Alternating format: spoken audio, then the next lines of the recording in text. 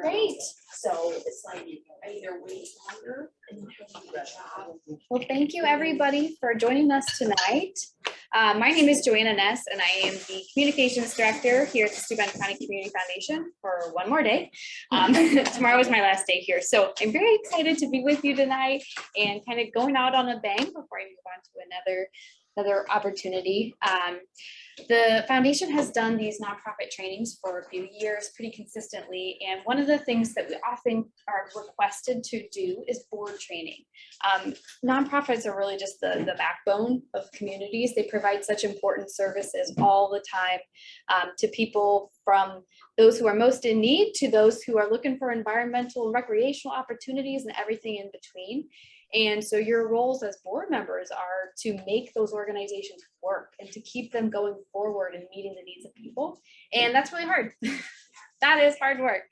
So if the Community Foundation can ever find ways to support you, that's what we're here for, and that's what we're trying to do.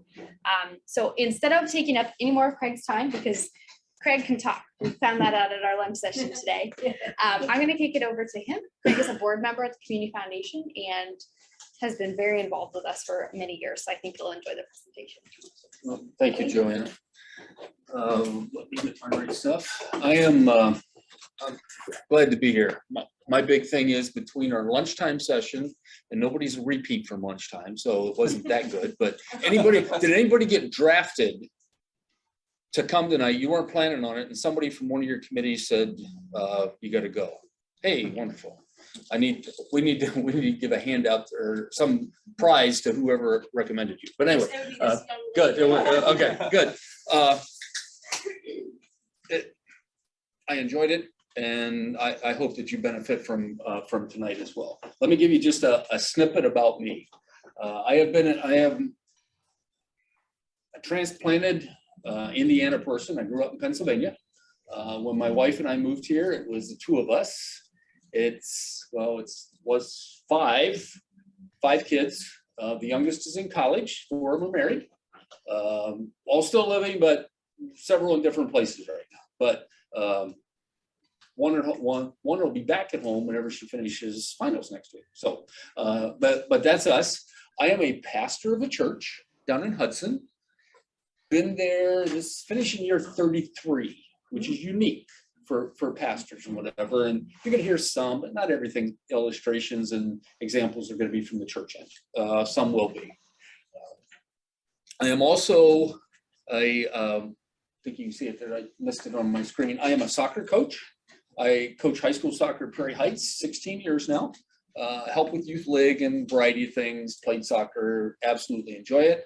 I am also an umpire for baseball and softball with high school games. High school youth league and whatever else. Been doing high school and I don't know, I had my softball and baseball license for about 20 years. Didn't do it a lot whenever the kids were playing, but now more after they're out. So supposed to have a game last night. Guess what? That canceled. It was too wet. I've heard. I didn't schedule one for tonight though, so you're okay. So I do that. I'm also a basketball referee. So I see people in the community now. Between the umpire and referee, you can judge, but don't judge me. I'm a different bird. Okay. I tell people I don't fit the typical pastor hat. I don't fit the typical whatever hat, enjoy refereeing and umpiring, speaking. I joked with these two ladies yesterday that, I called her, said I had laryngitis and whatever. So I'm afraid of crowds. No, I can live with it. The other part, and you don't know this part, but I'm just an all around guy. So you don't know that, may not see me after this, but that's okay. But I'm excited to be with you tonight, and I trust that our time together will be beneficial. I'll begin with the whole aspect of leadership. This cartoon. Sometimes it's smooth sailing, sometimes it's rough and stormy, sometimes you sink to the bottom with your crew. That's leadership. I hope not only by the end of tonight, but that you'll be able to take some things from this evening and you'll be able to get some smooth sailing, gain some things. You're not going to be able to implement everything you get. I wouldn't even take 10 of them, but get a couple. And whether you put them on a sticky note or we will touch at it at the end, what can you walk away with that'll be beneficial that, again, today's Thursday. You have a board meeting next Tuesday. don't do 6 of these things next week. What do you do 1 or 2? So at least, I love to use the word in counseling, in committees, even with ball players, nudge them. Nudge them. Get them to grow a little bit. Get them to do something a little bit different. And sometimes with our boards, that can be tough. But, and so maybe you can't take a step, but maybe nudge. Do we have anybody here tonight that's a director or anything in regard to your committee, your nonprofit? So I got 1 director. Anybody an officer in one of your committees? Boards, okay? So we have the directors, we have officers, and then we have other board members, and we need all the above, okay? Let's jump in here with my first two questions deal with the aspect of what do you hope to learn tonight? I want some verbal feedback here. Again, I'm not going to be able, or Joanna or Jennifer, we're not going to be able to answer all your questions. I think most of our presentation will hit on things where we itch at. Any thoughts, feedback? Motivation and follow through. From your board members? Yes. Okay, good. Good. We're going to get to a line somewhere down here. Point number 3 will absolutely hit that. How to add board members. Again? How to add board members. Okay, in a sense, recruiting and a little bit. We're not going to go real deep on that, but we will touch on that. And retaining them. Okay, good. And how do you keep good ones? Yeah. Absolutely. Empowering committees. Okay, good. Very good. And this part 2 is kind of a similar question. What are you facing that you need help with? You know, if your committee, if you're allowed, I have seen this sometimes from the grant committee aspect, we will often look at how many are on that board for that nonprofit. Okay. If there's only 5, but normally they have 10, we can't overanalyze that, but what does that say? Maybe you need more bodies. Maybe the bodies are all homegrown. They're all related. Good and bad from that. if they're your movers and shakers, and it could be a good thing, or it could be a bad thing. Okay. Good. As we begin here, 4 key relationships within your organization. First is the internal aspect. If you have a staff, if you have your other officers, and these handouts, somebody joked this morning about, well, we tell your pastor. I'm like, yeah, I do it. I enjoy doing it. It keeps me on track. Some people like to follow. If you don't fill it out, I'm not offended. But internal relationships, how do you work with your staff? If that's dysfunctional, you probably better start there, okay? Secondly, relationships within the community.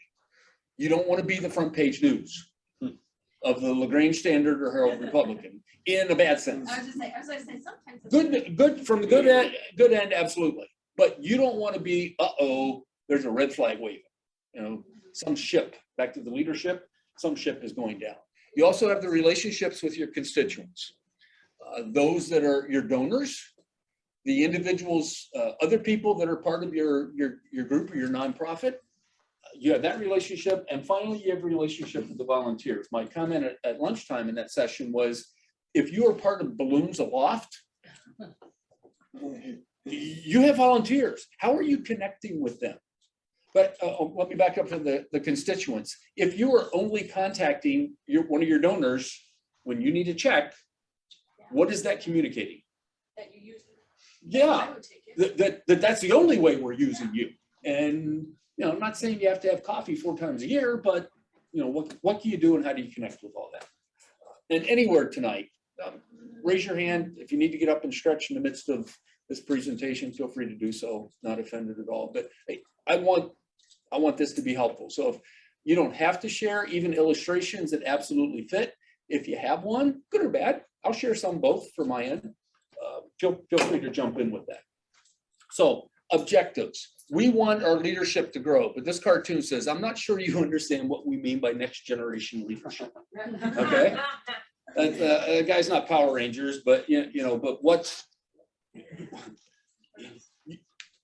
you want individuals maybe in another Gen X, Gen Y, millennial, whatever. What does that do? How does that float? How does all that work? So objectives for tonight, what I have, I think 7 different things here about why individuals serve on the board. And it's not all inclusive, but it's going to hit many of them. One is meaningful to you. You have board members, or maybe you're on a given board because that scratches where you itch. Or serves a purpose that you serve. That you make individuals are on boards to make connections. Again, I only prior to tonight, I met one of you, okay? And don't know that person well. But if you're a banker, are you trying to only recruit other bank business for your bank? If you're a realtor, is it because you want your name out there? You know, that can be good and bad, but how do you flesh that out? Maybe you're an entrepreneur and your business separate from your nonprofit, you want to get the word out and you want to be used and you want to grow your business. But if some of those things in the bad sense are the only reasons why individuals are on your board, maybe we need to reevaluate. Do you want it personally from the aspect of you or other board members? And again, I say you, that's plural, not just us in this room, but Joanna, did you get the record? Yes. Yep. Resume. You want a notch in your belt or you want a feather in your cap? I served on this board.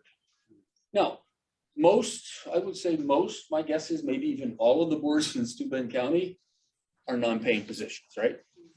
Now, the packet of information that you get from the insurance company or some of your investments, I think some of those people get paid. I haven't worked my way into any of those yet, okay? So a cup of coffee, a lunch, something, that's our payment? Or are we looking to say, I served on XYZ, okay, that type of thing. Hopefully that's not the only way that we do that. Or you're like, I want to serve.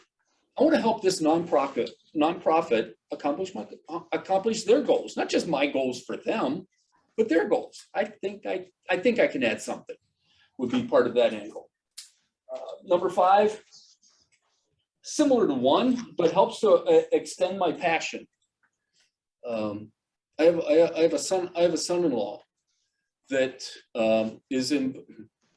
leads one of the 4-H, not a 4-H, well, shooting sports. He does shooting. He loves shooting target and guns, and he has worked. He's 35, and he's probably done this 10 years already. Before he was part of the family, and it's like, you go, bud. You know, absolutely great. So extend your passion, whatever it is, however it is. This can be good or bad. A friend asked me to serve. They need somebody else on this board. Back to how do we get people? They asked me to serve. Well, are they the right person? There's a question to ask. Again, a friend asked me to serve. That can be an absolutely good thing. This cartoon, leadership experience. I got 12 people that follow me on Twitter. Sign me up. I need a little more than that. Okay. Or finally, the aspect number 7 on your list. I can use my skills. I'm a retiree. I have a niche. I have some abilities in this area. I put in, real technical here, scratches where I itch. I enjoy it. I like it. I think I can add something similar to adding or extending your passion in that regard.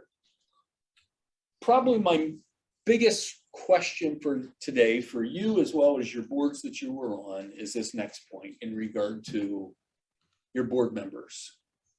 We want them to contribute. We want them to do more than occupy a seat. Now, my guess is some of you can do it. You don't have to give me examples. A nod of the head will work. Do you have individuals on your boards that are occupying a seat? Yeah. And how can we motivate? How can we encourage? How can we whatever? I'm glad you're here. I've said heading into today, hearing a little bit last week, a little bit yesterday, or early this week, heading into today, I think our response is because we're scratching where people itch with this topic tonight and this topic all day. But so occupy a seat or contribute. How can we get people to the contribute aspect? Now, one of the things we have to be cautious of, and you could probably do a whole seminar on it, we're not doing it, is the danger of yes people. I want you to be very cautious in regard to only getting people on the board that agree with you. No, I don't want dissension for you. Well, don't be afraid of different perspectives. Well, from the aspect of not everybody has to think alike, but we can stretch and grow and whatever. A couple of thoughts that I have picked up in regard to the danger of yes people. The question you should ask yourself is this: are you creating the right environment for your team members where they feel that you will both, one, hear what they have to say, and two, seriously consider their advice, even if it contradicts what you want? Jennifer made a month ago, her and I talked as I was early preparations for this. And part of her comment was, what I need to do for the foundation board is to help give them information so they can make wise decisions. And that's whether we're a director, whether we're a chair, an officer or something, but even if it contradicts your advice. I'll give you one from a pastor from 30 years ago. My professor, I was headed into an internship at a church for the summer. And my professor advisor said, well, you're going to go to church XYZ. And the pastor's been there like 30 years. And he has a good handle of the church. Church is healthy and whatever else. But let me give you, and he gave me this example. He said, I'll call him Bobby. Bob, it's not close, so you wouldn't know him anyway. But Bobby knew that they needed hedge trimmers for the church. So he went and bought hedge trimmers for the church. Then they have a church board meeting. And the board said, my guess is Bobby recommended B, level B, and the board said, no, we need level A. So they bought the grand style of hedge trimmer. Bobby had already bought B. And my advisor said, Bobby now owns B for himself. The church bought the A. So even if they don't agree with you, you give that group flexibility and whatever. The other statement, when team members consistently fail to disagree with you, it's often because they either see things like you do, because you've hired a team exactly like you, and the writer said that's not a good thing, not a good practice, or because they believe that you will either ignore them or punish them for disagreeing with you. So let's be cautious of that. I didn't mention this earlier. Be careful of the yes men. And I'm not going to the political road, but you can answer the question about what we've heard from the media in regard to Putin and yes men and who was around him and right, wrong, whatever else. I used an example several weeks ago in church about Nixon and Nixon's team back in the 70s with Watergate and whatever else, and were they all yes men and they weren't, trying to keep the party line and whatever with that regard. This gentleman says, I encourage dissent, that way I can get rid of anyone who doesn't agree with me. Again, you don't want strife. I have said, I don't want all yes men on my church board, men or women. I don't want everybody, but I also don't want a headache. I have heard too many pastors, and my guess is some of you in your roles as well, and I'm in things other than church, that hate going to board meetings. It's headache, it's strife, it's a migraine before you get there, because it's not going to go well, or it's going to go long, or it's going to be whatever from that end. William Wrigley is the guy behind Wrigley Chewing Gum, a guy with Chicago Cubs. He said this: when two people always agree, one of them is unnecessary. So if that's who we're comprising our boards with, skip the board and make the decision yourself, folks. Which probably isn't a good thing, because then we have our tunnel vision. Okay. So, but I love the statement, expand that to however many number of people you need to have, right? When two people always agree, one of them is unnecessary. So be careful, danger of yes people. So some nuts and bolts. We have decisions, we have documents, we have duties, and we have details. yes, we need all of that. We're going to touch on that, and then we're going to get into the bulk or the body of our workshop here. But on your outline that I'm suggesting, there are a reminder of at least three main documents that you need. There are some others that we'll hit here at the end of this point, but you need your articles of incorporation. Why do you exist? Registered with the state and those things. You can fill them out if you're capable. Most of you are capable of it. You need your corporate bylaws. How many officers are we going to have? How often are we going to meet? What's our process for selecting officers or board members or whatever? How are we going to operate? Our frequency of meetings and all of that stuff. And finally, you need to have minutes. Those minutes are important. We'll share in a little bit. Even can be very helpful for new board members coming on or new directors, so they can look back over it. Occasionally at the foundation meetings, Jennifer will say at 20 years ago, or I looked over, this happened with the foundation from XYZ ago. Well, she wasn't here, I wasn't here, but minutes were kept. And sometimes it's even specifically for new people, they know what's coming up. It's now May. Maybe you are in early preparations for your Christmas event, which is fine. They can look back to last year's Christmas event or the last or two.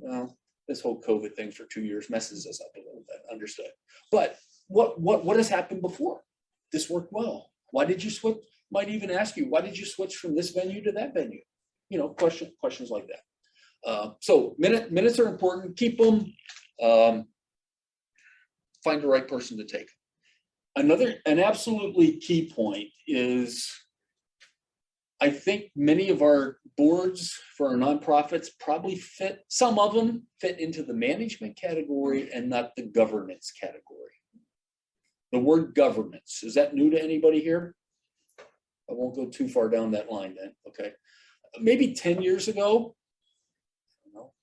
is when it first 10, 15 years ago, it came into my vocabulary of learning more about it. Governance is, I would describe it as, and you'll see it later, setting policies and procedures. Management is the day-to-day operation, the nuts and bolts. Part of the nuts and bolts, and maybe I shouldn't use that from here, but governance is oversight. 35 years ago, I read the minutes of a church board. The church had 200 to 300 people, at least a secretary, a pastor, and maybe somebody else. The church board, attendance of 200 to 300. The church board voted to buy a new toaster for the kitchen. Need it? Probably. Should that have been the board? No. Okay. Another example, governance. They got down. Now, I will also admit, my church in Hudson, I've used that example before. We laugh about it. No, they shouldn't have done it. I've been there long enough. We've had our own toaster that we talked about at the board meeting by a different name. Okay. You'll get that occasionally. You try to steer away from it. Get it to the, if not all nonprofits will have other committees. If you have committees, I would suggest getting them a budget and then tell them to run with it. Our church isn't perfect, okay? But one of the best things we've done is, and we'll talk about finances in a bit, one of the best things we did was one of my first years, I'm like, do we have a church budget? Well, no. Could we create one? Well, why do we need one?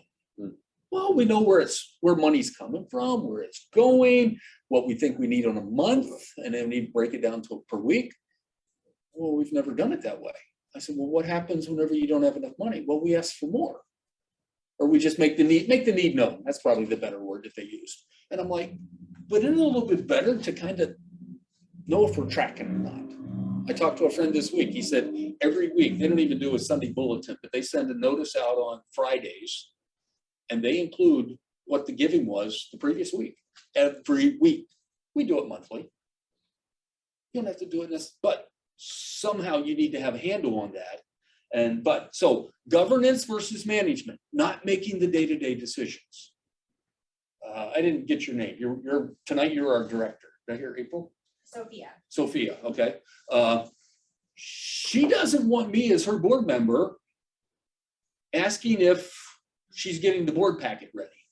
If whatever. If she knows she needs to do that, no, if she doesn't do it for the meeting, then we talk, okay? But let her take it and run. If that's her responsibility, go with it. I shouldn't, as a board member, I shouldn't manage her. So many of our groups are in management though. And that's sometimes a slow change. It's that big ship, in the ocean. You're not turning on a dime. But you can make progress. You can make progress. Government management. You have legal stuff that you have to do. Technical word here, or my word, I call it my $2, or words like this, my $2 word. Legalese, formal and technical language of legal documents that is often hard to understand. Okay, do you need a lawyer? Do you not? But there's legal stuff. I label here fiduciary, well, let's go with this guy. Here's what you don't want. As most of you are aware, our chief financial officer will not be with us for the next 5 to 8 years. Guess where he or she is, okay?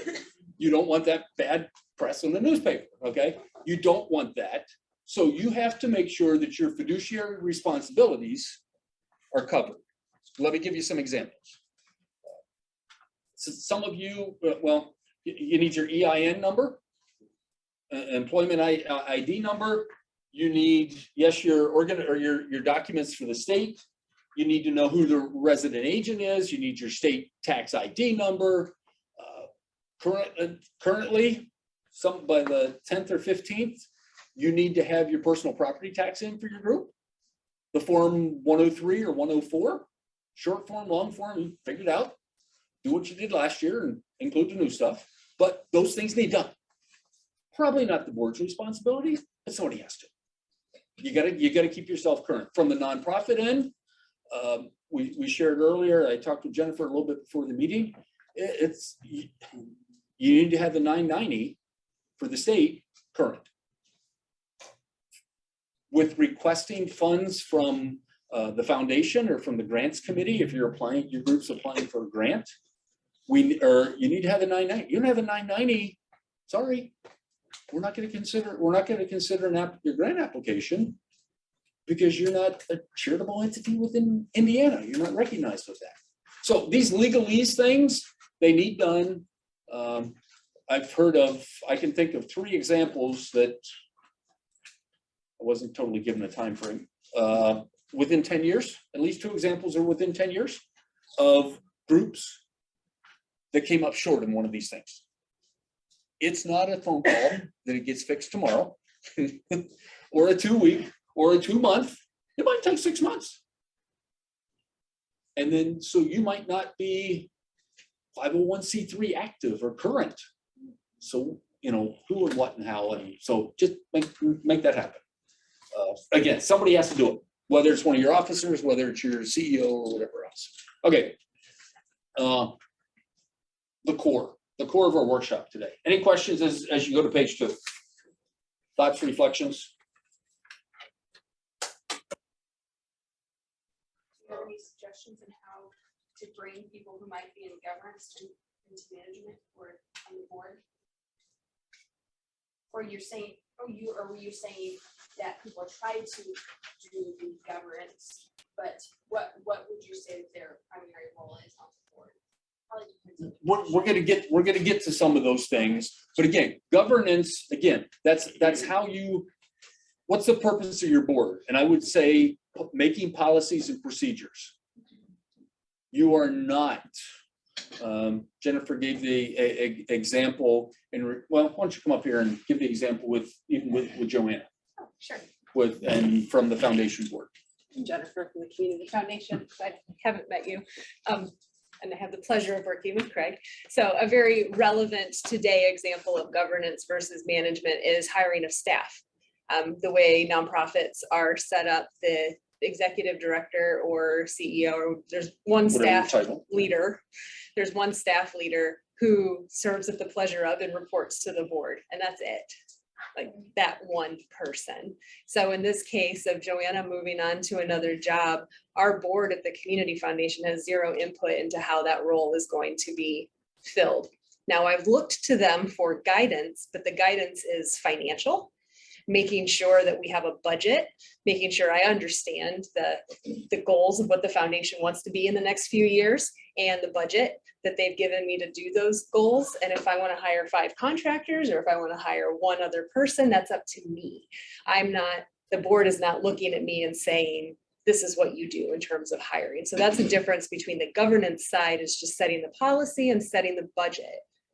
And the management is me turning around and modifying the job description, sending it out and doing the hiring. And then I get to report back to the board the joy of a new person or series of people that we hire. Or So that's a very. or if the board's doing the management, now, well, we want to be involved in the interview process. We want to weed out 5 down to 2 that we want to. That's governance versus management. Yeah. Some of your boards do that, depending on what your topics are. If you can get to governance, Right. it flows, It's tricky. I would say better, though It's tricky. you also can't make that, move. We switched, our church switched from an we call it leadership board now, administrative board. At one point we had 13, then we were 9, and then we were 7. We are at 5 right now, 4 people plus me. Church under 100. I was there 20 years when we made the change. You would have thought I was a rookie coming in, and I'm pulling the carpet out in the beginning. They thought I wanted to implement all my stuff, and I'm like, you've known me for 20 years. I'm not a bull in a china shop. But it took time, and even though they knew me, we had 2 years. So it was a little bit tricky. Here's my other example. Again, I will get to examples other than churches. This one, church, 400 or 500 people. My friend was pastor there for 12 years, left on his terms, things were good. When he got there, church of 400 or 500 people had a board of 22 to 25 people for church board. I've heard the story that he's like, so if this is us, some of you don't want to be here tonight. And he said politely, this wasn't right away. Some of you probably shouldn't be here tonight. He worked at that church now, I think has 5, it could be 7 on their elder board. Is that more manageable? They are, and I know individuals at this church, they are now a governance board. Not every committee, not every men and women's society or youth leader, or not everybody has a say on the board anymore. They do when they're given roles, but the board is governance, policies and procedures. So let's dive in. How do you prepare well for a meeting? And how do you get your board members to prepare well for a meeting? Before you gather, what should you be doing? What should the people on our boards be doing? Convening, what do you do? Again, find your passion. Is this where are you connected in the right spot here? The other part is we want you to show up as a board member. If a person is AWOL, you're missing their input. Now, if they're just occupying a seat, maybe you want them to be AWOL. That's a whole different story. We'll touch on that. But show up. If you can't be there because of your calendar, tell them. I was asked several years ago, nonprofit organization 5 years ago, asked me if I'd be on their board. I love their mission. I love what they're doing. I love this, but I'm like, I'm maxed out. I can't serve on your board. So we have to, and I talked to somebody after the luncheon meeting. This gentleman said, I've learned to say no. And we have to. And my guess is out of the dozen or what of us here this evening, many of us, at least Amy had mentioned, who am I representing tonight? Which hat am I wearing? Which group? I'm on several different committees or clubs or whatever else. And hopefully you'll get things in your different groups, but you want people to show up. I had to say no to something that I liked, but I had to say no. our comment. How do we get people, here's point number 3, I referenced earlier, do what you say you will do. Here's my example, might be my first one, it's not a church example. A bald leg, Fort County area, group of towns, wasn't Angola Kids Lake or like that, but group of towns working together as a ball lake, had a wrap-up meeting last fall. Several individuals that, however, they've had that wrap-up meeting for many years. Several individuals said, I will contact town A, 3 people. Town A, I'll take town B, I'll take town C, to see maybe if we can join their league next year. That was October. January contact was made. Nobody had done anything. March, nobody had done anything. You know what? Somebody had to move. And they failed to do what they said they would do. I wasn't on the board. I wasn't on that group. But everybody got let down because they didn't do what they say they would do. Now that league did start last Saturday, and they're going. But everybody got behind the 8 ball because somebody didn't check with, I don't know, contractor, this person, that person. I'm going to talk to this other organization. Didn't happen. So do what you say you will do. It's not just this cartoon. What if we don't change it all and something magical just happens? Well, good luck. Wave your wand, but it's probably not going to happen if you don't jump in and contribute to that. One big secret to help make your board more efficient, effective, etc., is what this cartoon speaks of. This cartoon says, I know this may sound kooky, but what if we communicate with our employees? So communication is your key. I told you that I coach high school soccer. Done it for 16 years. I'm now, it's not all me, I'm now on my 4th AD. Not my fault. I haven't kicked them out. They've left for whatever reason. One guy retired, the other guy's moved on somewhere else. Current guy, been there 4 years. Excellent job. I don't want to get rid of him. But I'm getting several text messages a week. I'm getting X number of emails a week. Some of them apply to me, some of them don't. They don't apply to me. Yeah, they're gone real quick, or I just throw them in a file so they shouldn't have. But, and his comment is, you probably get tired of hearing from me, but he said, I am going to over communicate. Okay. You don't want to wear them out, but you need to communicate with your board. Again, a month ago, whenever I was prepping for this, I had asked Jennifer a question. She had sent a questionnaire out where she had asked for board input by a certain 3 days, a week later, whatever it was. And I asked her, I said, I'm curious. I said, we're heading into this workshop. Of what percentage of your board did you think would respond?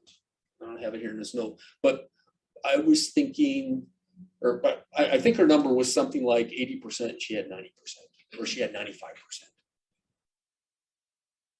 That's a board that you want. Yeah. That's going to get back to you within the week. Again, if you want it by 5 o'clock, if it's noontime and you want an answer by 5, you're not going to get everybody. But if you give them warning, we'll talk about planning for meetings and that type of thing. If you give them warning, hopefully they'll get back to you and try to cultivate that those people do that. So communication is absolutely key.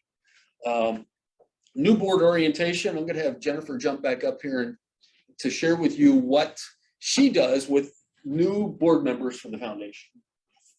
So new board orientation is something that I've changed a lot. New board orientation, initially I had the binder, had the PowerPoint, go through it. This is who we are, this is how we operate, this is what you're supposed to do. Everybody clear, give them a cup of coffee and on your way. And I've learned over a series of years that the board members that we're recruiting at the foundation know how to read for the most part. And they know the basics of why they want to be on the board. And my process of board orientation has gone from tactical and switched completely to emotional. So my orientation, they don't realize it's orientation, but it's me sitting down and talking with a potential board member or a new board member one-on-one And then making a connection with an existing board member. Who on the board do you know? Well, I think I know this person or this person, and create a conversation, an opportunity for those board members to talk. This is all happening before this board member comes to their first meeting. And the most important thing I do in a series of 2, 3, 4 conversations before a board member comes is I sit down with them and have them define what success looks like within their term. And there's 2 important parts of that sentence there. One, it's having them, setting them up for success, because you're asking them, what does it look like? What does success look like? And I do use the word term. I wholeheartedly agree and believe in term limits of board members. Those can be defined by each entity, but turnover on boards is vital for organizations to continue evolving with their work. But I mutually sit one-on-one or in a small group with a board member and have them define what success looks like. And that's my job, to make sure that I'm helping that board member achieve that success over that period of years. So yes, it's an orientation, but I never use the word orientation. I never use the word mentorship. They all have real jobs and real lives with all those big fancy words. It's like, what do you love? How can I help you? How can I connect you? And how is this going to be awesome for you? Those are the words I use. And then they're oriented, and then they come to their first meeting. So. Our church isn't perfect, but I'll give you an example of what we do. We have a church directory. It's not pictorial, but it's information. It's phones and addresses and that type of thing. Leadership board. So if Ben's going to be on, if he's considering the board, so what do we do as a board? Well, if you looked in the directory, they've had it for years, but may or may not have looked at it. Okay, but hey, it's here. I'll go over it with them. So members, requirements, expectations, responsibilities. We also flesh out our committees. 1, 2, 3, 4. 4 committees. What's the responsibilities? Don't tell them how often they have to meet.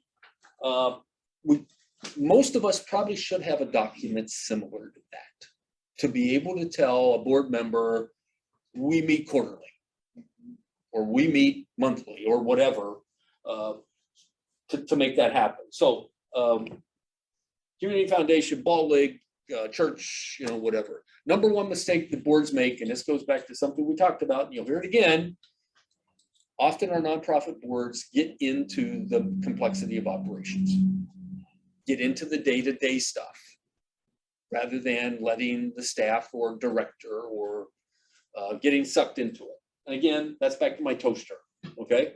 The board deciding on a toaster. Best board meeting I ever attended, this individual, he came up with nine things. We'll keep moving here. Consent agenda, this doesn't, 35 years in the world and church and whatever else, I've seen consent agenda work once or twice in a given area. Doesn't always work. This would not be the first thing I would implement with your group.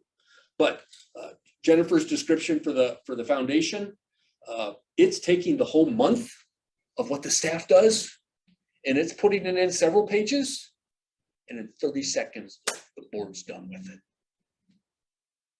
She's trusting. I do read it. She's trusting that the board members read it. If there's questions, we could ask at the meeting or we could ask individually, but it's there and we go through it. Now it's a little deflating for they have put their heart and soul into this for a month or for 2 months, and we're through it. But we empower them. You do your job. You told us what you did it. Good. And so consent agenda, meeting agenda, have to have it. Have to have it. Think this gentleman, first item on the agenda for tonight's board meeting is to unclog the toilet. Whoops, that's on my honey-do list, he says, okay? But have an agenda. Have an agenda. Most important suggestion, this guy says, and I would often concur, most important thing on the agenda, put it first. If you make it last, you're probably gonna have a marathon meeting. Probably gonna have a marathon meeting. Make sure that what needs discussed gets discussed. And then the suggestion is to put things in descending order from there. If you don't get to something, maybe it can be kicked down to the next meeting, or maybe somebody in the staff can handle it. But whatever needs handled, follow it. Dashboard financials. You don't have to necessarily go through every check or every whatever money contribution that's been made in the last month, but you need a snapshot. You need a snapshot. How can that be condensed? I've had individuals in our church board or other boards, they don't understand the financial sheet. Maybe not at all. I'm not an accountant, married to one, but so I'll ask her questions. But you need to be able to understand part of it. How's it flowing? Where's your money coming from? Where's it going? What needs to be adjusted? Again, COVID's messed us up for 2 years, but you can even look at, so where were we last year at this time? On track? Not on track. Ahead? Wonderful. Behind? We're going to play catch up. Maybe you want to be like this. You want to, who wants to blame accounting? You know, we all want to blame accounting. It's not the board's fault, it's accountant's fault. Don't be there. At least be aware and work with that. You don't have to, this guy says they spend a fair amount of time on board succession. You don't have to always be discussing what are you going to do if somebody in your staff or on your team or on your board leaves. But you need to know how it's gonna flow. Now, while Jennifer or the foundation or whatever isn't thrilled that Joanna's leaving, knew what was going to happen before that letter came in or before that conversation happened. What do we do next if this happens? So replacement. If a director leaves, I heard this in the last 6 months from the 4-county area. Director was leaving, and some board members are like, we don't know what he or she does. To me, that's the flag. The board should have an idea of what that person's doing. So board succession, what's going to happen if that replacement happens? This will help you immensely. Number 5, reduce jibber jabber. Call it what you want. Okay, this cartoon says, meeting agenda, chit chat, back chat, catty chat. Not that you can't do some of that, but try to do it before or after, and not all in the midst of happening during the agenda. Or this gentleman, he makes a comment, in order to expedite the meeting, I'm putting you all on mute. Too much of this chit chat is happening and it's prolonging our meeting. Oh my goodness, I've seen that. Many of you probably have as well. Executive summary. How can your director cover something in a short, concise way? This is upcoming. We're working on this. We're 50% toward where we're headed. We need help in this, whatever. But how can you condense it without taking 20 minutes?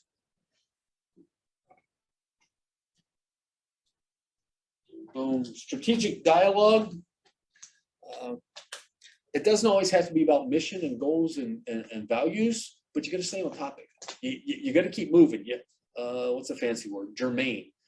Discussions need to be on the topic and not all these rabbit trails.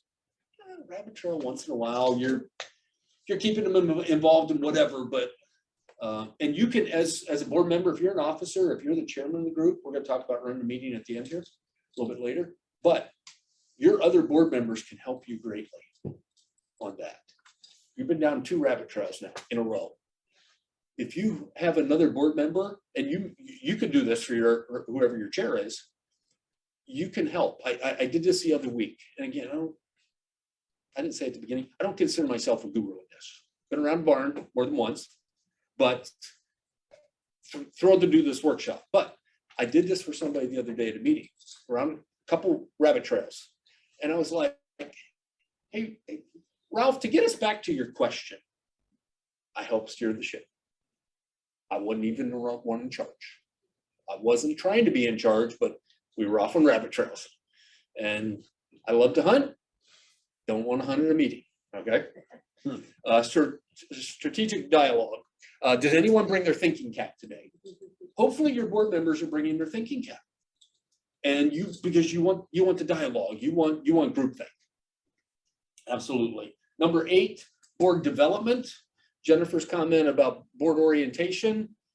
She's working with these individuals. She's not calling it necessarily that or whatever else, but board development. What can you do to strengthen or teach or train your board to grow a little bit? I have used something, a gentleman that's a guru on leadership is John Maxwell. Many leadership things in regard to multitude. I don't know how many books he's written anymore, but one of the books that he wrote some years ago was the 21 Irrefutable Laws of Leadership. This is a workbook that goes along with those 21 chapters on those topics. I took this, modified it, and had a teaching time for our church board. What's communication mean? What's responsibility mean? What does integrity mean? I just modified it. We did it in 10 minutes, 12 minutes. I didn't take up the whole half hour, but I gave them a nugget. I gave them something to hopefully put in their pocket for later. Maybe it will help with that. Maybe it'll help on a 4-H board. Maybe it'll help on a lake association board, whatever. But but the other key, don't call it that. You call it teaching time, growth time. I don't know. Figure out your own acronym or whatever for it, but some type of board development. And then finally, number 9, immediate assessment or open-ended questions, even in regard training with counseling or whatever else. And if you only ask people yes or no questions, you're only going so deep. You need to get that open-ended question and an assessment as an individual, as a board, as a whatever. That's the source where that came from. It's only the nine points, but I absolutely loved it. Absolutely key point is team. Together, everyone achieves more. Together. It's not about me. Okay, bear with me on this technology Quick here for a transition quick to a second. video. Sometimes it plays nicely, sometimes it does not.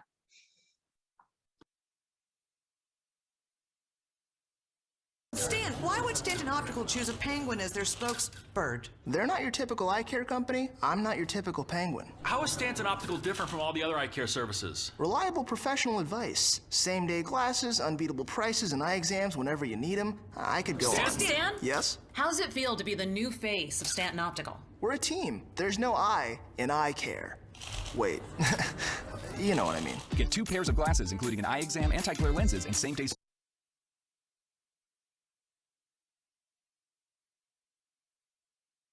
It's us. Ship goes up, ship goes down, smooth. What was it, that early graphic? Smooth, rough, down with the ship. It's us. If you have a team, I have a group of pastors that I meet with 8 times a year, and I've told them, I kind of convene the group. I was asked to convene a group, and whenever I hear other people in a similar position, what they end up dealing with, my comment has been to my group, I wouldn't trade you. I wouldn't trade you. And we meet monthly, 8 times a year, whatever else, but the dialogue's good. We like each other. We get along. That's what you want for your board. That's what you want for your board. This gentleman, take a wild guess at how much I emphasize teamwork. No, I live and I grow that. I love that. If you can get your team on board, your board together, not yes people, but working together, you want to hold on to that. Maybe not forever, so our term limits, but you absolutely want that. So we prepare well before the meeting. As I interacted with my brother's in this week. His son plays lacrosse for Trine. He came in town to watch the game. They actually drove out of town for the game, but he works in county government in Pennsylvania, where I grew up. He works with judges, sometimes judges, lawyers, whatever else. And I interacted with him before this workshop, and he's like, "Yeah, you got to do your homework before the meeting. If you're a board member, you got to do your homework." He said, "We don't like that word, but did you prepare well if you're leading? Did you prepare well did you read the committee reports? Did you read the minutes? Even if you were at the meeting last time, did you go through that?" I'll give you one from 3 months ago, grant committee met. And we inadvertently had,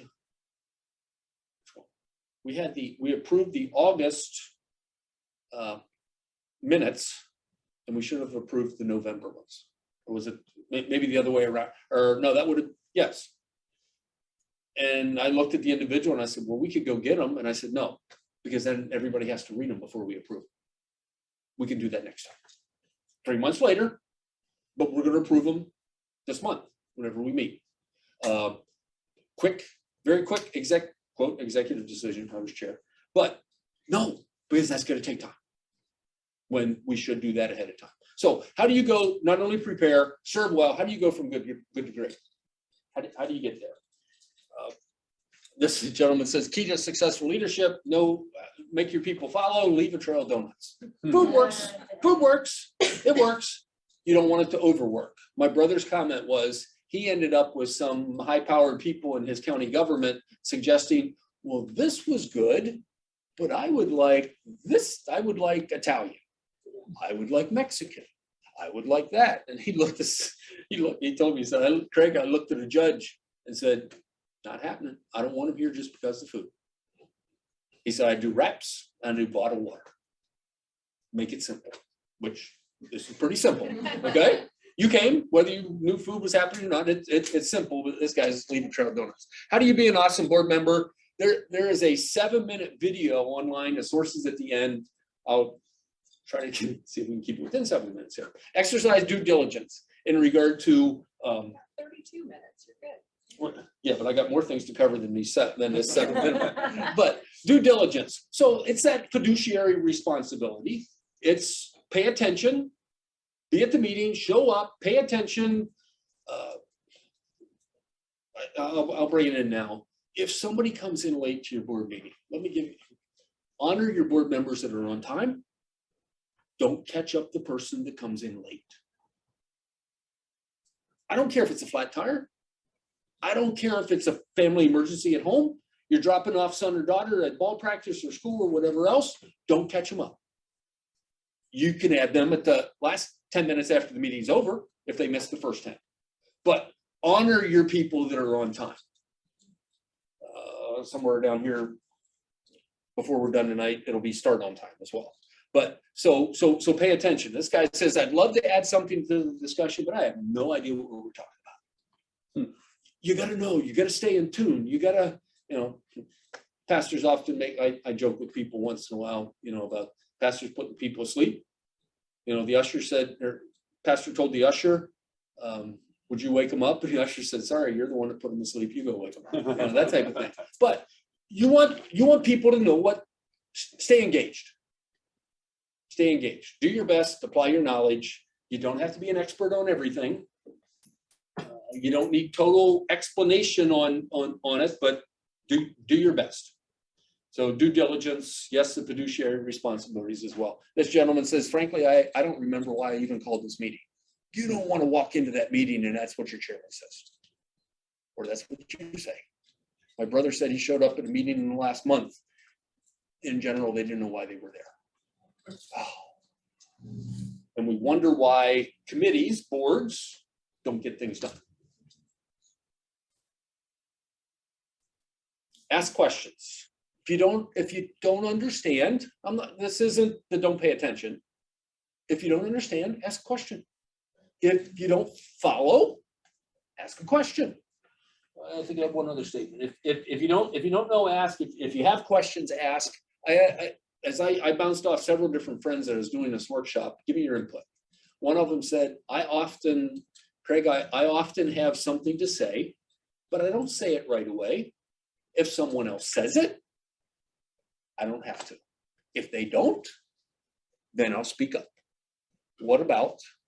And that's how I would encourage our board members to say, yes, ask questions. You don't need 18, you don't need all 6 people or all 10 people in your board. Yes, repeating the same thing. If you're voting on something, wherever you land with your vote is fine, but you don't need everybody speaking to every issue. A gentleman that absolutely treasured, served with him on a camp board for 8 years or more. Dick was a farmer. Dick was a school board member outside of our area, so you don't know it.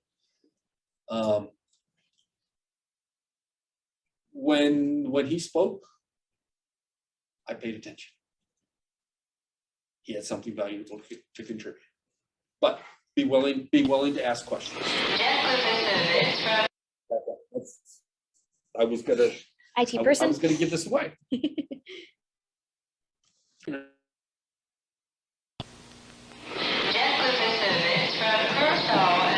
My broker says, in the long run, that kind of investment could be a good idea. What's your broker say? Well, my broker is E.F. Hutton. And E.F. Hutton says,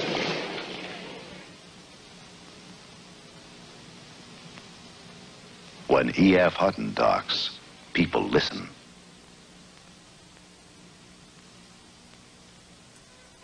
Myself, Sophia's like, what is, who is E.F. Hutton and whatever else. But you represent the public on your boards and committees that you represent, okay? Ask questions. Again, don't be the know-it-all, don't be the bratty person, don't be the bully. But ask questions if they're germane, if they're pertinent there. Review and understand financials, another way of saying that dashboard financials don't have to know all of it. Why is this answer in this category right? And you know, however that is. You're not trying to throw a dart at the person, but you're trying to gain understanding. Why is this higher this year? Or if it's different than last year, they hopefully will explain why. So review and understand financials. Know how to identify variances. Why is it different than last year? You know, we get 5 years out from now, and you do a 5-year reflection, the number's gonna be different.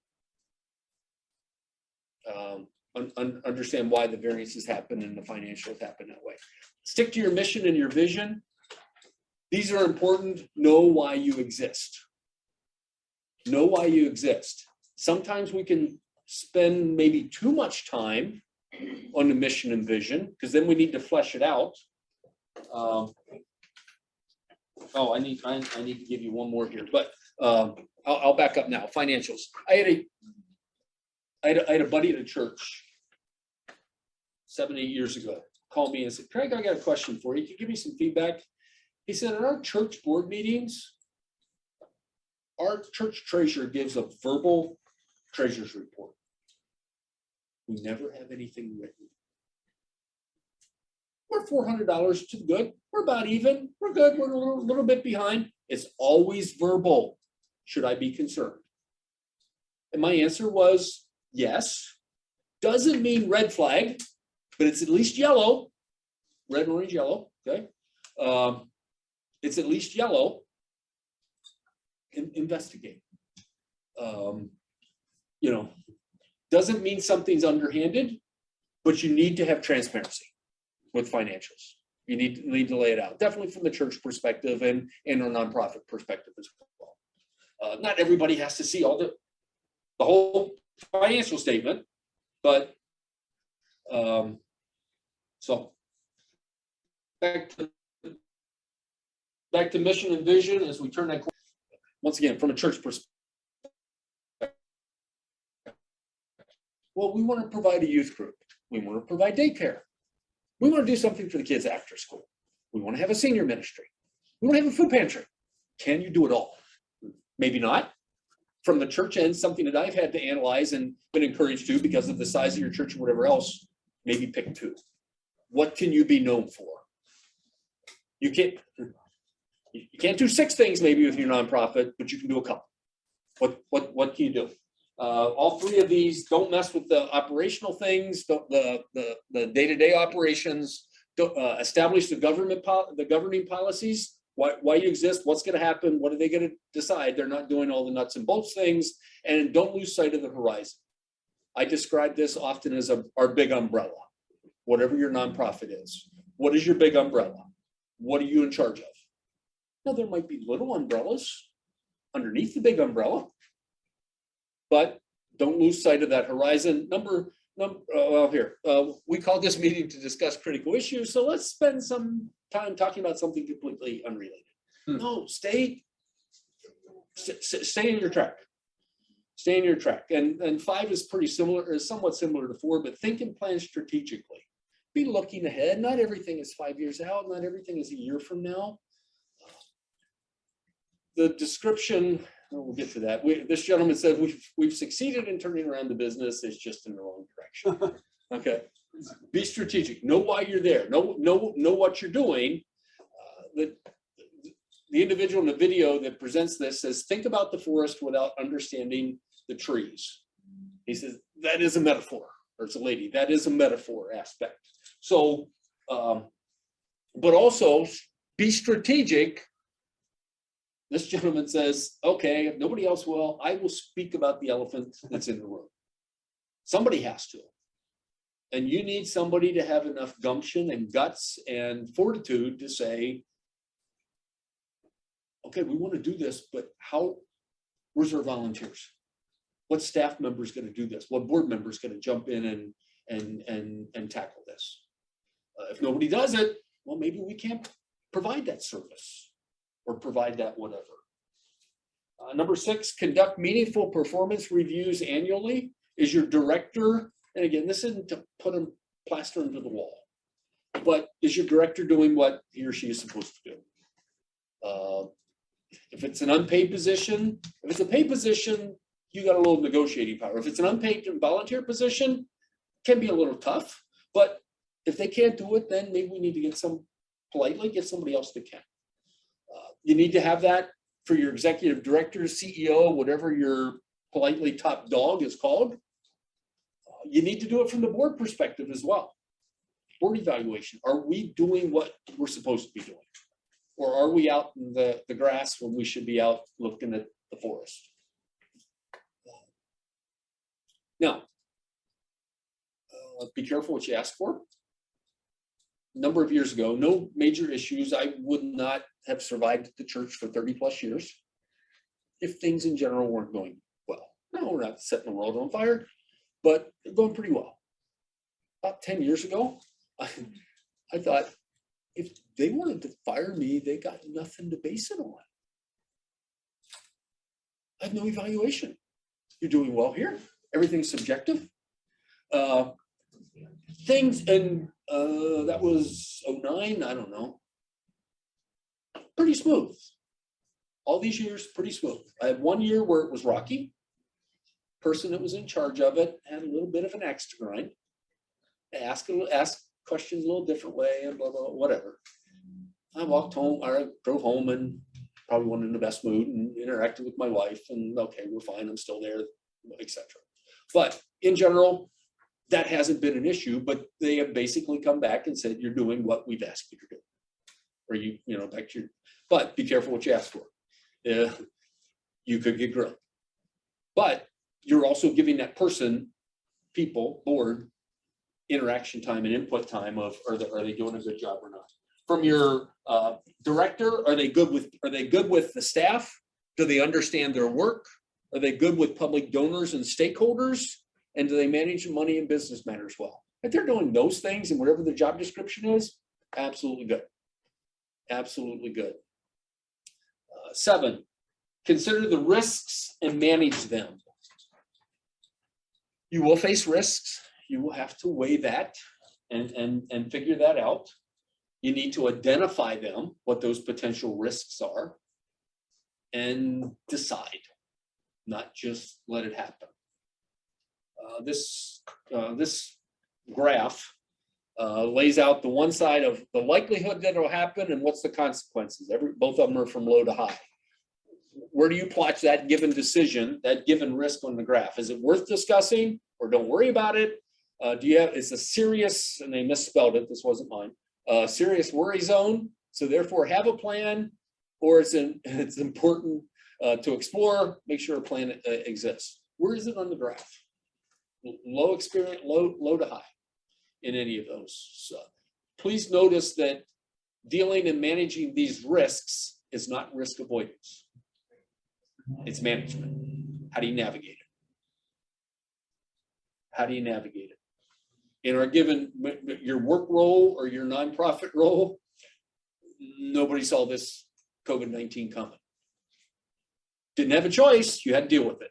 How are you gonna manage it? So it wasn't avoidance. If you were gonna lock yourself up, you've been locked up for 2 years.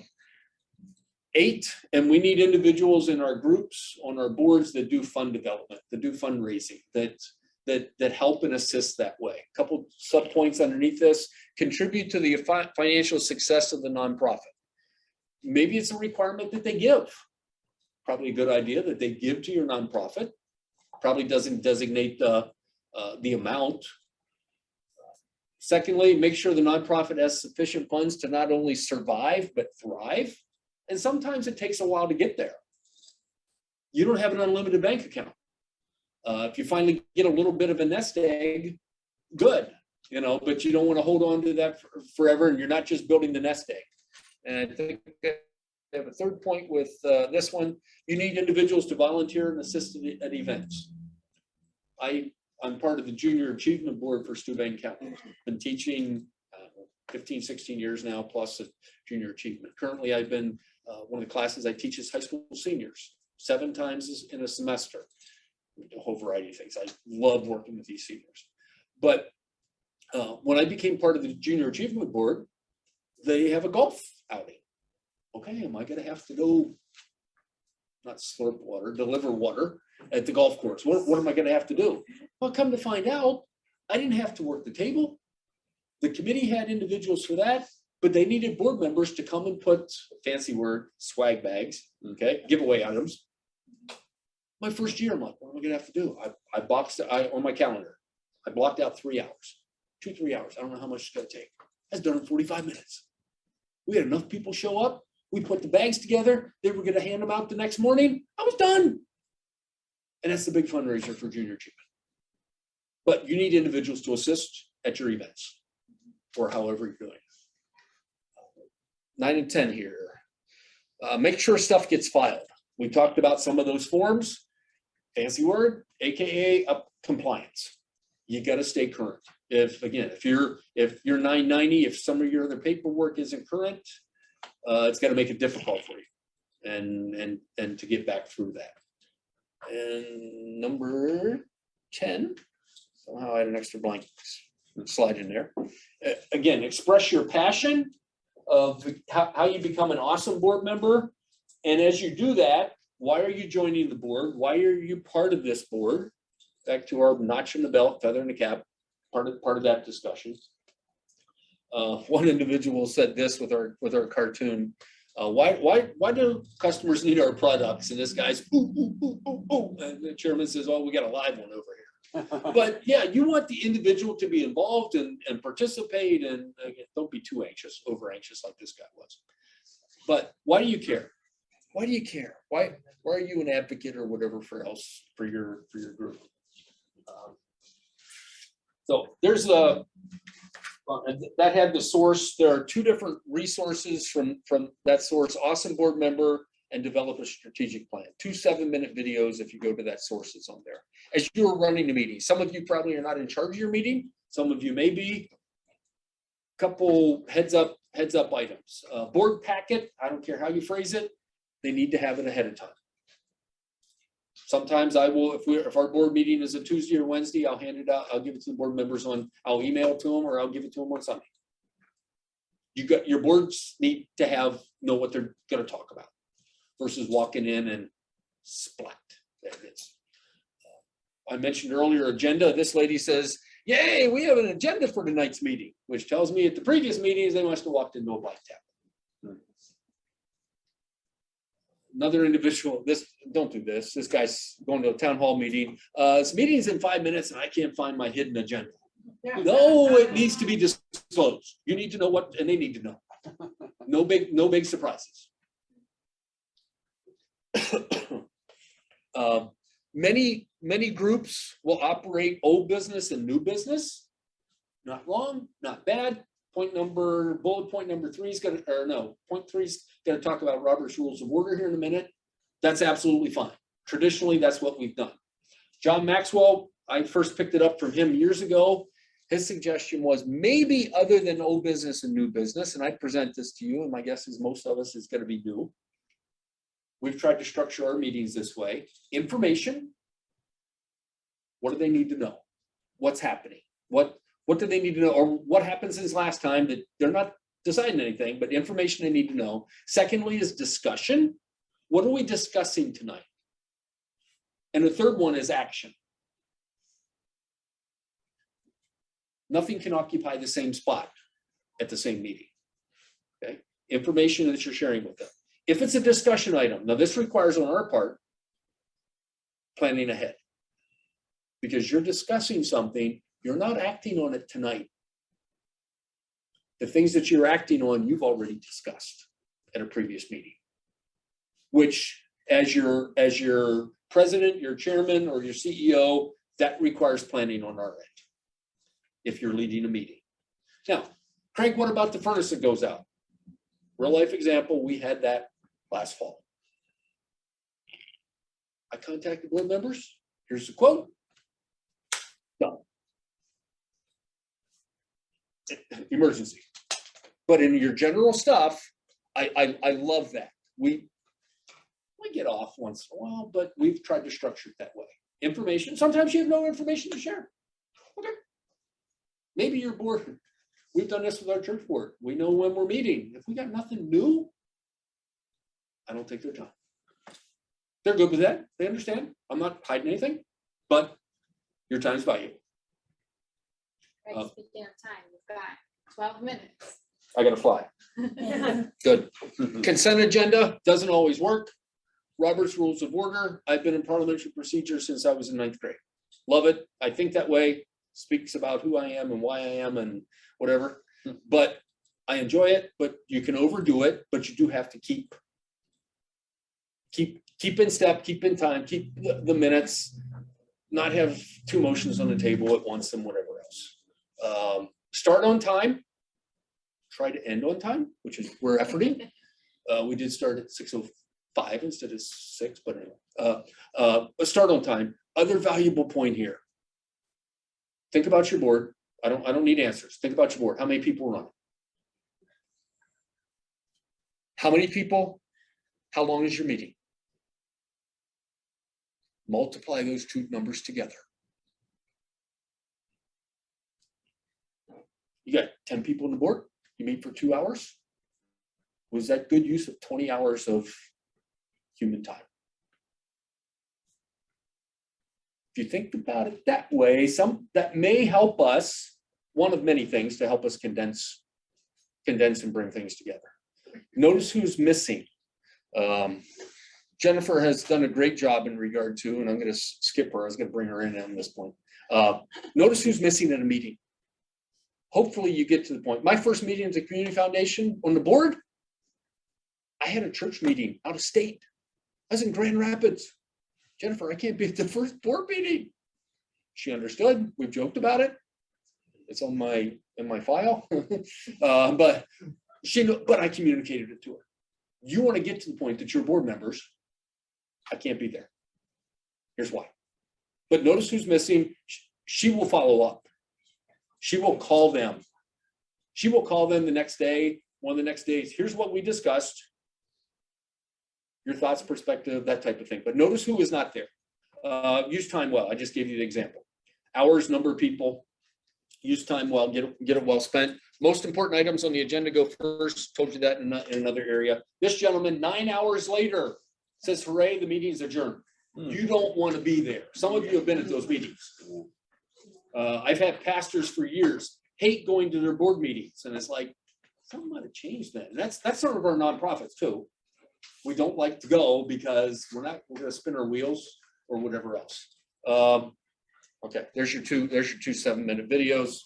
It's at that Simone S. And finally, expanding well. How do you improve your giddy up? How do you wrap things up? How do you move on? Be involved with development. We've talked about that. 3 big words. I'm not going to go deep into it. You can Google it and find some answers. Be an ambassador, be an advocate, be an asker. They're not all with finances, but they're all tied in. How are you participating? and how are you working?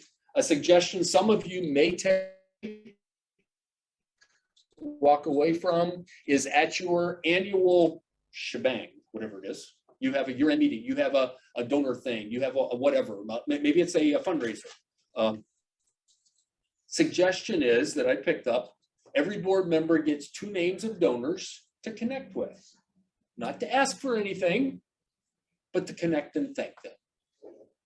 Now, B and C are somewhat related. C on your outline, board members can help by sending thank you notes. Often, I had a different answer this morning at the early part of this presentation, but the donor, donor retention is often 30%. Now, if somebody's absolutely in your cause, in your wheelhouse, that's their passion, they're already hooked, okay? But the suggestion with board members sending thank you notes is that the next one, the second gift from that same donor, is often 39% higher. There is a source behind this. I have it in my notes, not on your screen today. But not only is that gift higher the next time, you're going to keep 70% of it. Yes. I worked this in after presentation last time. Community Foundation. Individuals, this one's signed by the entire staff. This one, I think is from Jennifer, but thanking me for my contribution in whatever over my period of time. Thank you notes are important. Handwritten, I showed my brother that. His comment was handwritten. Bingo. Bonus points. Okay. But so thank you notes possibility. When do you step off the board? When do you step off the board? Maybe it's because you're overcommitted. Sometimes that happens. Maybe you need to learn to say no better. You're overcommitted. Maybe it's no longer a passion. Maybe it's fulfilled. Maybe it's even the point of your term's up. The mission is accomplished. Subpoint number 4, I like to describe it as you're an entrepreneur. The board, the committee, this function, this nonprofit just started, and you were good at helping it happen. Or maybe you're a homesteader. From the church perspective, some pastors are good at starting churches. Some are good at with existing churches. Guess which one I am 30 years in one spot. Okay. Homesteader, but that can be your board member too. Maybe that's a question you need to ask. Some are good at giving roles, doesn't mean good, bad, different. Firing is an absolute last resort. Firing a board member. Tricky? Yes. I got a 4-page document here. I think I have it there in your outline. Firing a board member. It's tricky. One individual says, if you wait long enough, difficult people either quit, retire, or die. That's my management style. And until then you suffer. Until then you suffer. Yes, until then you suffer. Now, the other suggestion that comes out, there's several good points in that handout or that source. Never use the word fire.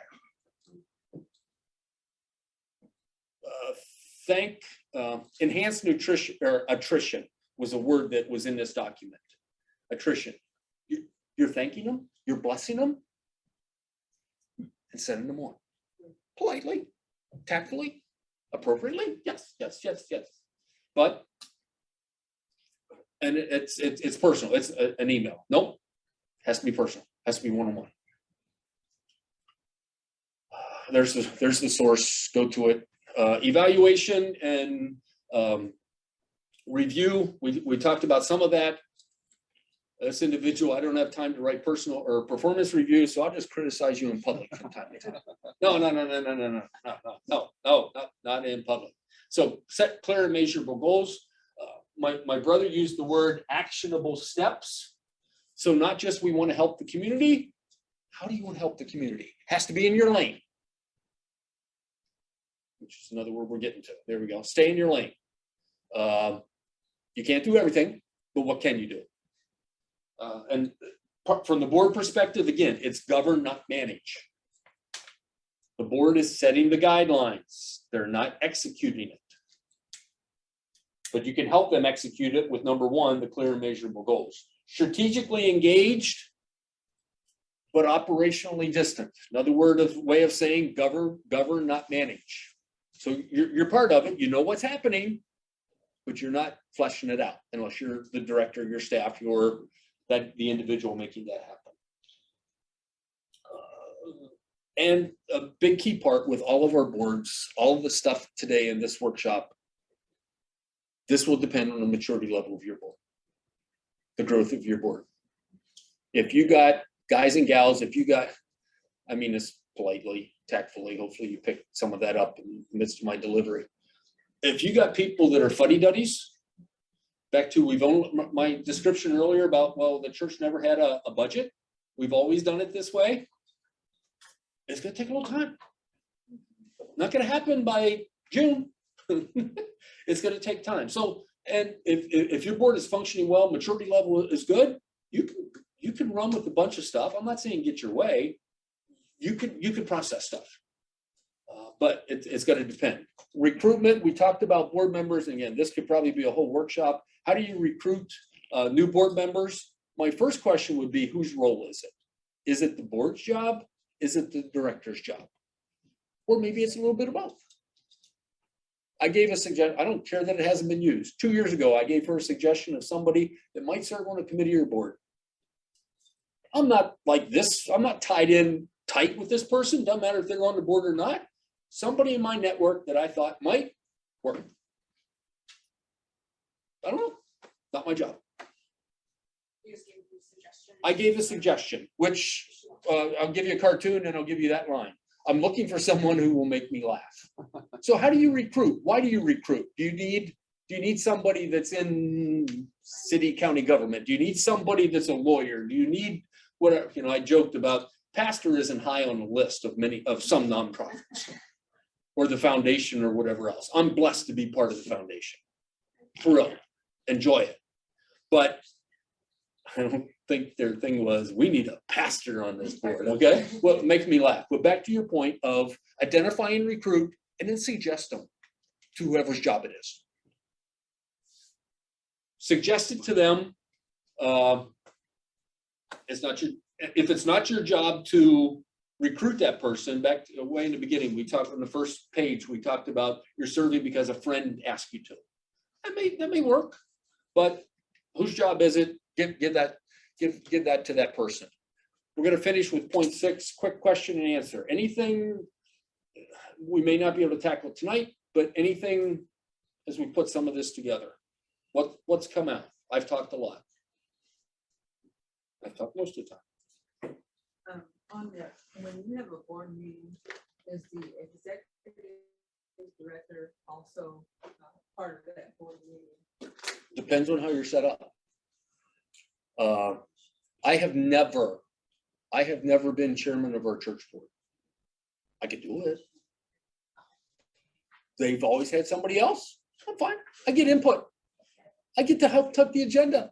I get to talk to the chairman.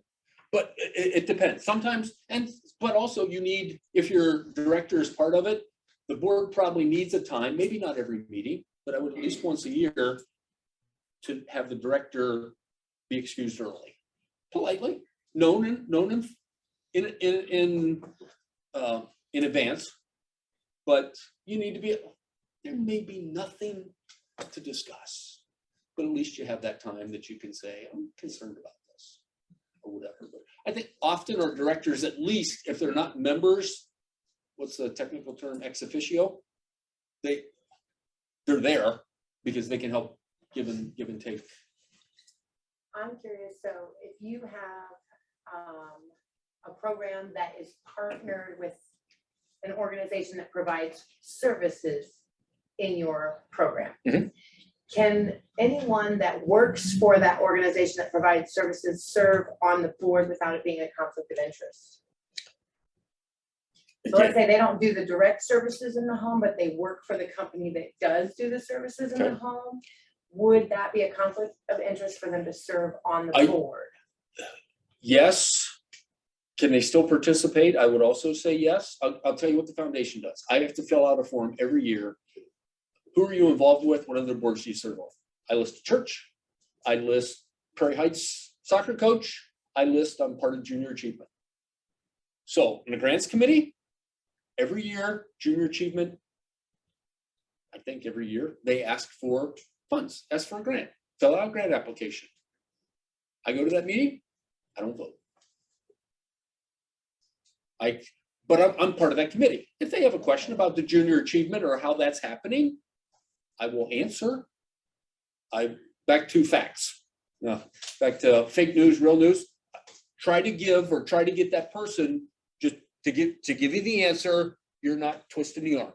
So they could serve with like a conflict of interest statement, like you said, I serve here, here, and here. And so anything that would come up for voting that had to do with those things, then you would become non-voting in that session. Technically, what we end up doing, we use the fancy word is recuse yourself. Okay.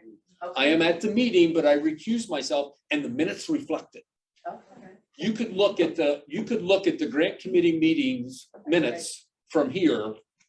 I was at the meeting, junior achievement, wherever the vote was, Craig recused himself before the vote. So yeah, you can have that. Thank you. So it can happen, just, I don't want to use the word tricky, but you can navigate that. Okay, next step. 4 points, 2 questions, and a cartoon, I think. Be prepared, motivated, and committed as a board member. Do your homework, show up, be there. If I have a cartoon, I'm skipping it. Yep, I'm skipping this one. This is a good one. That's also E.F. Hutton. E.F. Hutton speaks. People listen. Listen as a board member. Somebody have a beef with somebody else on the board? Somebody looks like they want to say something. I'll tell you a tough one to navigate is if you've done any virtual meetings in regard to, I have done it several times at meetings to say, hey, Bobby, we haven't heard from you. You're quiet. You have a thought? That's a way to bring them in. Nope, I'm good. Okay, that's fine. But, trying to navigate that. So listen, don't try to run the company. Don't try to run that. You're one of hopefully several, hopefully many that are on the board. You're one person. Don't run it. Ask questions. We've covered that. Those are all review. This is for you. I can't do this for you when you're on the next 2 blanks. I said you can't implement, I don't want you to implement 6 things at your next meeting, but what 2 things can you do? I don't know. Hopefully out of 4 pages of notes, you can have 2 things that you can say, this is something we can work on. This is my nudge from Craig about how our group or whatever can work on. And then finally, who will you share this with? With whom will you share? I'll get my English right. I think I have it right. Who will you share some of this material? I told people this morning, hey, if you know somebody on your board or committee that would benefit by tonight, call them. We got at least one. But so I hope this is helpful. I will express, two things as we wrap up. One is this cartoon or picture. Come here. With a great team behind you, you can achieve so much more. If you got the right group, keep them, baby. Keep them. You want them. Yeah. I'm a farmer. I was gonna say, milk that cow. Okay. In a good way, not over milk, but work with it. And I'm not a guru. I've told you some of my failings, but I would be glad to help you. I don't have a consultant hat or tag to hand out or whatever. If I could help with an individual conversation, I can't go to 30 board meetings, but or whatever. But if I could help or put eyes on that, I'd be glad to do it. I'm a Steuben County person. I'm here. Don't know if I'll die here, but I'm here, and I want to see us improve whoever, whatever. So however we can do that, I'll offer that. So I'll stick around. If you have questions, be glad to have you. Another question before we wrap up? Question, it's just a statement. I just want to say thank you for doing this class in the evening. For those of us who work during the day and cannot get here, this is amazing. Please keep it up. Okay, thank you. As we did some of the planning, that was part of our question of what if somebody can't get off at 2 o'clock for a 2 to 3 meeting? Yeah, So I couldn't either. good. Or somebody that works second shift and can't come now, they could come early. But yeah, you gotta figure, and your board members are that way too. So you're welcome. Thank you. But you're done. Appreciate your time.